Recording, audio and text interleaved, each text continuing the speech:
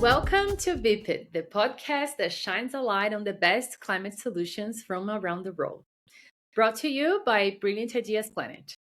Hi, everybody. I'm Jade, an environmentalist and your podcast host. And today we're going to talk about how energy, carbon removal, and land regeneration can come together in one scalable solution. And to get us started, I'd like to introduce our guest for today.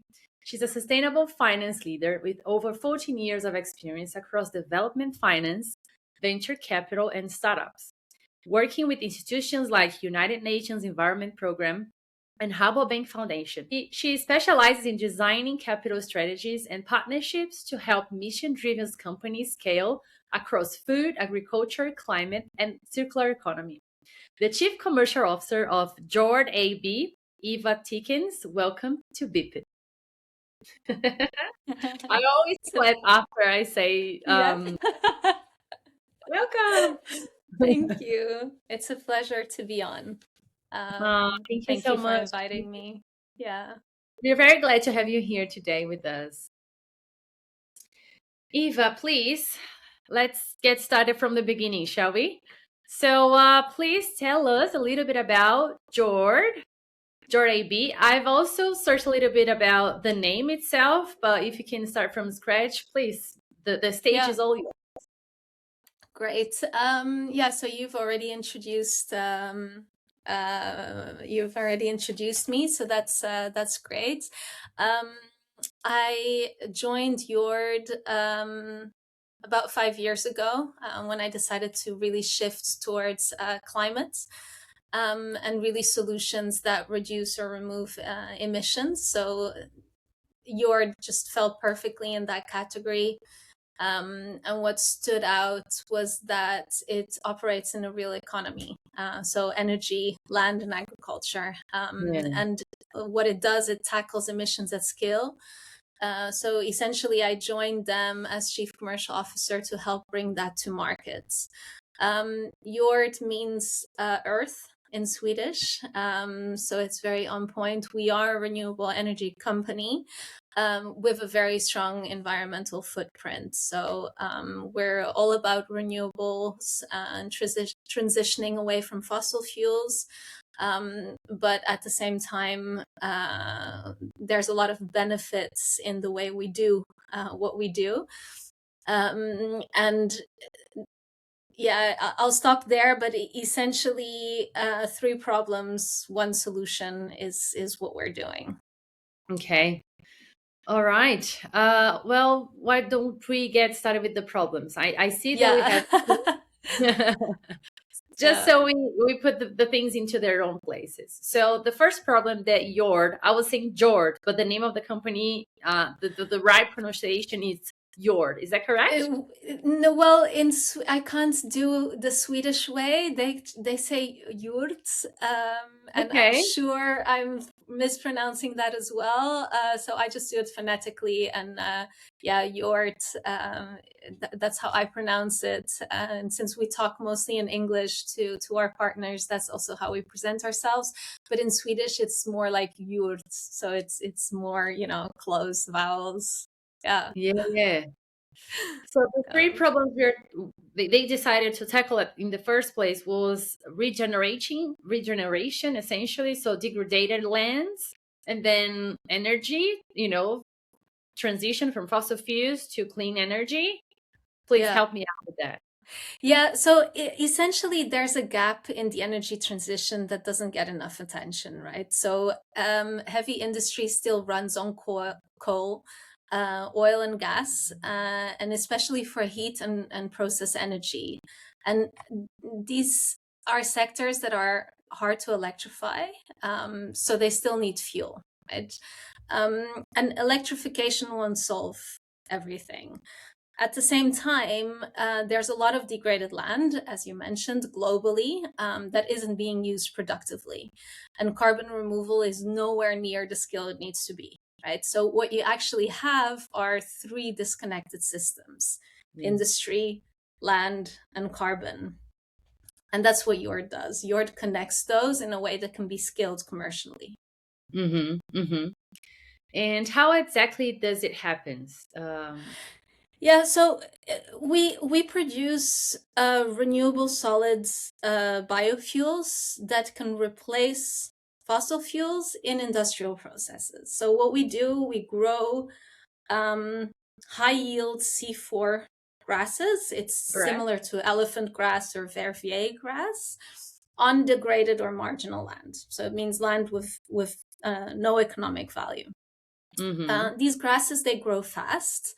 They require relatively low inputs and they capture a lot of CO2. So that biomass is produced into pellets or briquettes, Mm-hmm. very The similar to your little. wood pellets. Uh-huh. Yeah, but they can also be bigger, Okay. and which can be used in existing industrial systems. So no major changes are needed on the customer side. So you just imagine, you have a boiler that is already burning either coal or wood pellets, and that's essentially what we're replacing. So what's different is that the same system produces energy and generates carbon value at the same time.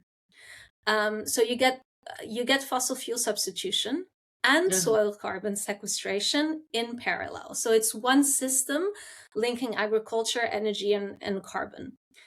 And importantly, it's a model we can replicate across geographies where those conditions exist. So we typically operate in the what we call the equatorial belts. Yeah. Yeah. Yeah. Any biome, Atlantic forest, or any different biome, or that doesn't matter? No, not necessarily. So, unfortunately, the equatorial belt is also where there's a lot of land degradation because of the climate. Okay. We will operate in places where there is absolutely no rainfall, and we'll operate in places with extreme rainfall. Okay. The grass is incredibly resistant, so it's really adapted to harsh conditions. Yeah, that's Um, great. yeah, so it's a fantastic type of grass. It's an energy grass, very very Mhm. similar to sugarcane. Um, you asked me about the origin as well, right? Like the Yeah. starting point. Yeah. And whilst I wasn't part of the founding team, the starting point was very simple, and it's precisely in the oversupply of degraded land that isn't contributing economically, but is also posing a huge problem when it comes to food production, right? There's not enough land for food production, and there's a lot of pressure on standing forests. And we didn't want to compete with fertile land. We didn't want to be associated with deforestation. So the question was whether that land that is marginal and degraded could become productive again in a way that also delivers climate impacts. And that's where the C4 grass kind of emerged and is very well Mhm. suited for that. And from there, the model developed into what it is today. So biomass, fuel, and carbon integrated into one system. Mhm. Mhm. It sounds like a fantastic idea. I mean, it has everything to be, I think, the next level generation of solutions that we are aiming to deploy here on Earth to support our climate change journey. Would you share with us a bit of a idea of a real experience that you have? Did you already have a degraded land that you created this whole system? And where was the base? Did you have a case that we can share to make a little bit more practical? Yeah.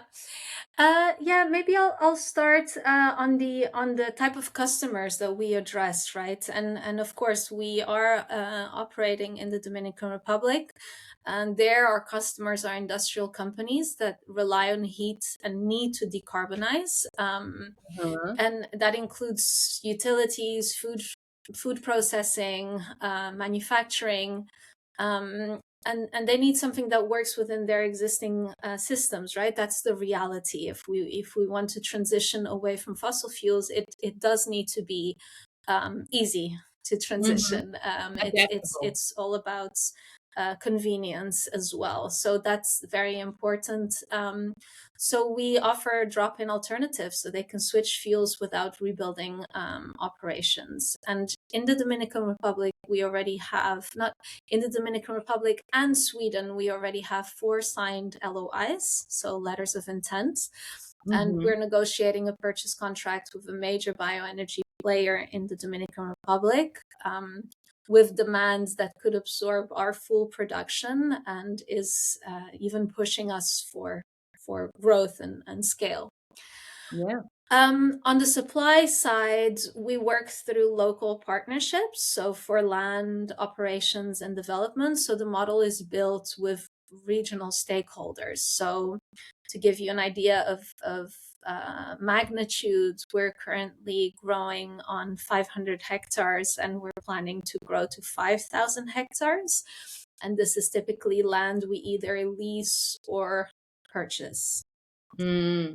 Ah, right. You lease the land to grow the grass, or if the partner wants to be part of the business structure as well, he's also can, even if it's a supplier or an industry player. Okay. Yeah. And the rationale behind leasing versus buying, because we get a lot of questions about that as well. We're looking at land that has no value, economic value.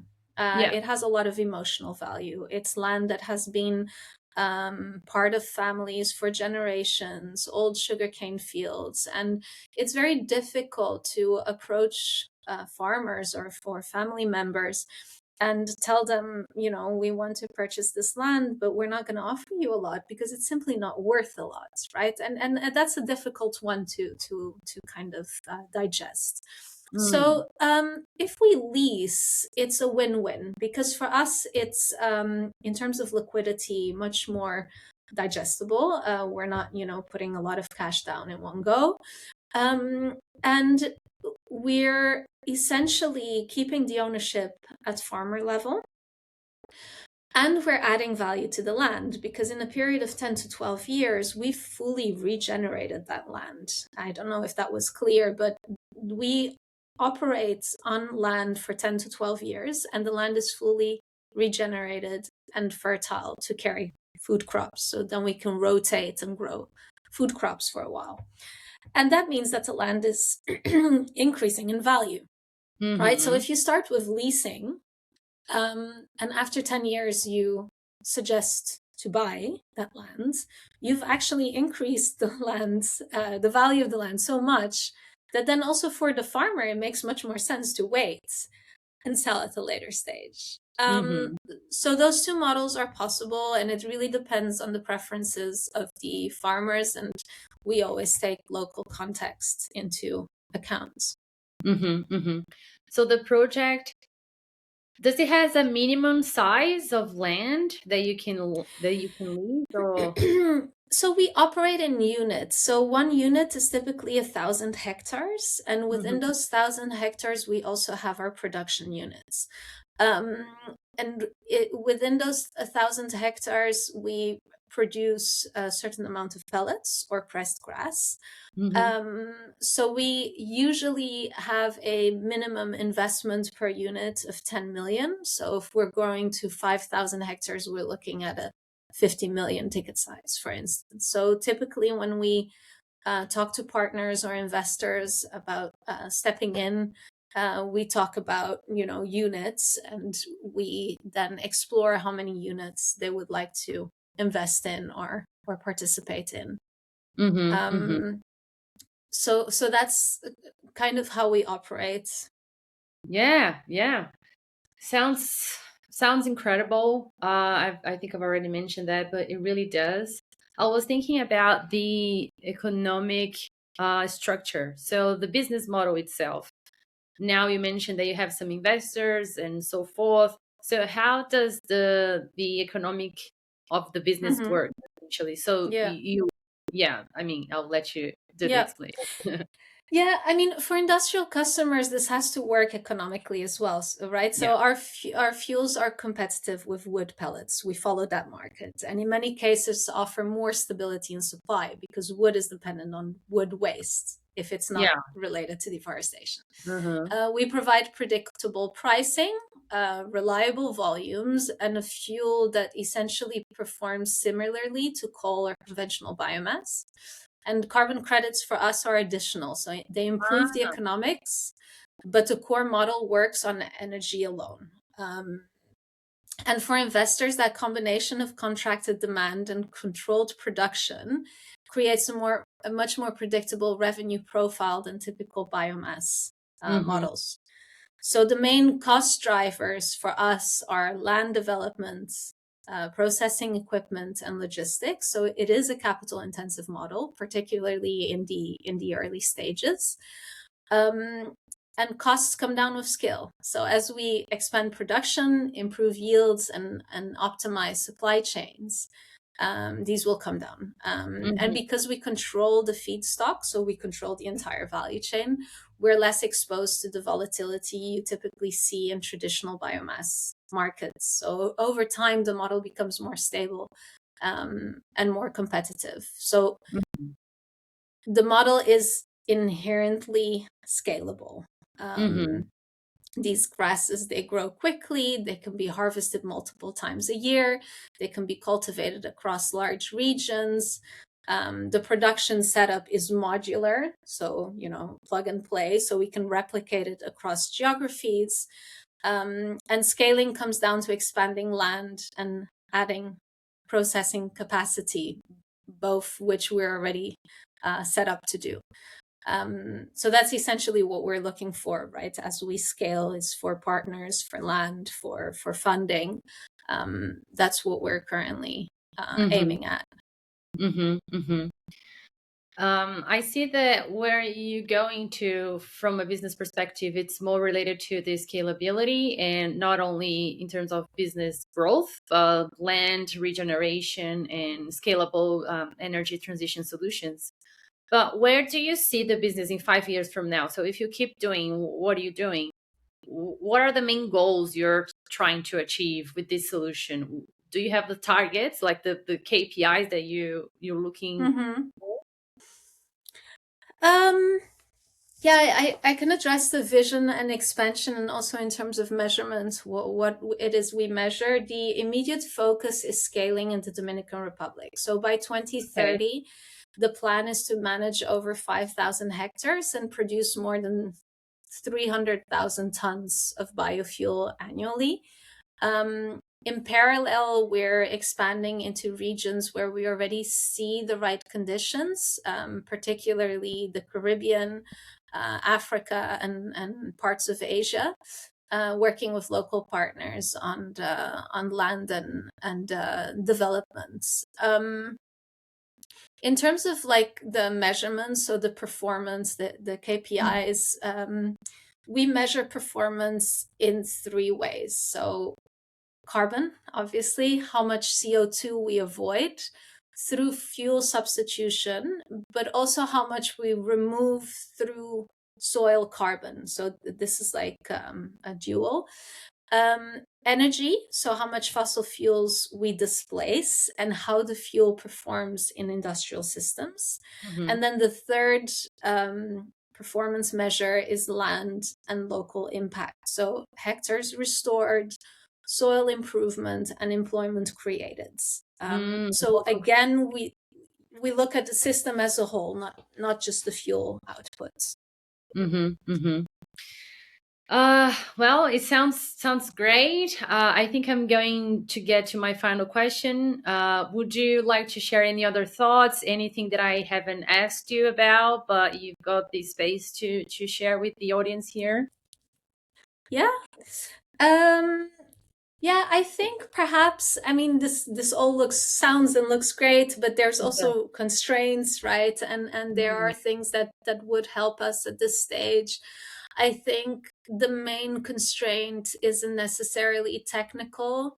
It's alignment and speed. So to scale, 3 things need to come together. And that's true for a lot of businesses that are trying to scale. It's long-term offtake agreements, it's policy frameworks, and access to aligned long-term capital. This is also what I think is real infrastructure, land processing, logistics. So the transition doesn't run on innovation alone, right? It runs on contracts and capital. That's reality. of things. So if I would what would help YORD, what would help us, it would essentially come down to two things. First, long-term industrial partnerships, which means multi-year offtake agreements that allows us to scale production with confidence. And second is access to capital. We're currently actually raising 65 million to scale in the Dominican Republic, to build multiple production units and move to industrial scale. And in parallel, we're of course always looking for partners on the ground, particularly around land access and local developments.